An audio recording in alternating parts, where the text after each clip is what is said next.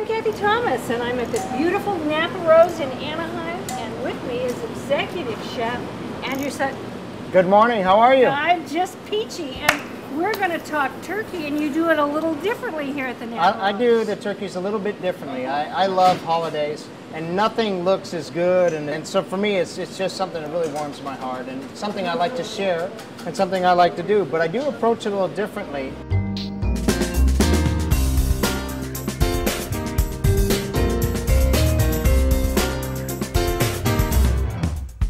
Number one, I like to take the bird off of the carcass before we even start. It gives us the bones so we can make the sauce and the gravy, and we can make gallons of it. It allows us to brine the bird, which I like to do in a little bit of cider vinegar, and a touch of sugar in the background, and then all the seasonings of thyme, savory, and sage, which to me is the Thanksgiving trilogy here, which I love. I have already taken the bird off of the carcass at this point. Right. Now I've taken the bird, and I like to tie it, and this is a bone roll and tie technique. Yeah. And what I do is I take my hand and flip it so that it creates a loop, and then I pull the knot through, and that's just your basic slip knot.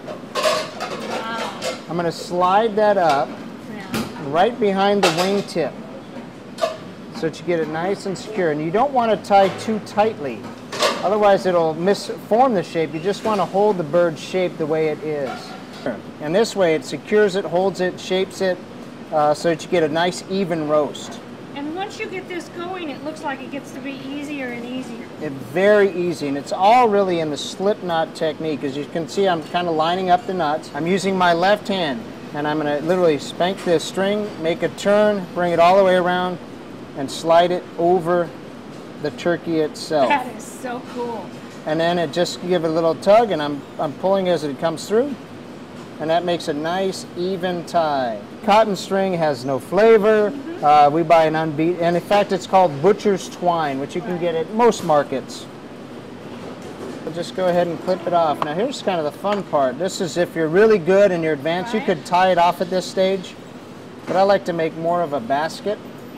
So I'll put my bird over, I'll poke my finger up and over and through. Fancy. Up, over and through, up, over and through.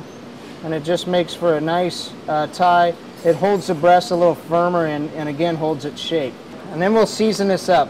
Salt, pepper, I use Telecheri black pepper, a little bit of some chopped sage, savory, and thyme. Savory is one of my favorite herbs in this fall time. All right, I like to season the bird very traditionally. Now, I do like the seasoning to stay with it for at least 20 minutes before I cook the bird. All right. So I'll season this up early in the day. I always use kosher salt. And I think kosher salt is great. And I like to rub it into the skin a little bit of black pepper, and I'm using a Telecheri black pepper. And don't be afraid for your seasoning to bounce and roam and get maybe a little messy, because you want it to fall evenly is what's really important, so you get that nice distribution. And that pepper is very coarsely ground, isn't it? Very coarse. I like a coarse pepper. Now I'm going to take this and that was thyme roll that it. you just put on? Thyme, savory, and sage. All mixed together. All mixed together, all chopped together. And again, I'm going to season this side. This is the other beauty of this method, is that you get to season the whole of the bird, inside, outside, on the sides. And then we're going to let the seasoning sit on there for 20 minutes so that it's deep inside, gives you those flavors. It's not salty. It may look like I'm putting a bit on, but it's going to taste wonderful. It's going to be all throughout it, so you don't get that salty bit. And I'll kind of roll it in my seasoning just a bit. And then what we're going to 45 minutes, 350 degrees. An hour at 350 degrees. We're going to sear it in a nice skillet. Right. And then we're going to go ahead and remove it, put it into a roasting pan, roast it for an hour, got it. And it's ready to go. Annie, thank you so much. You're so welcome. Thank you.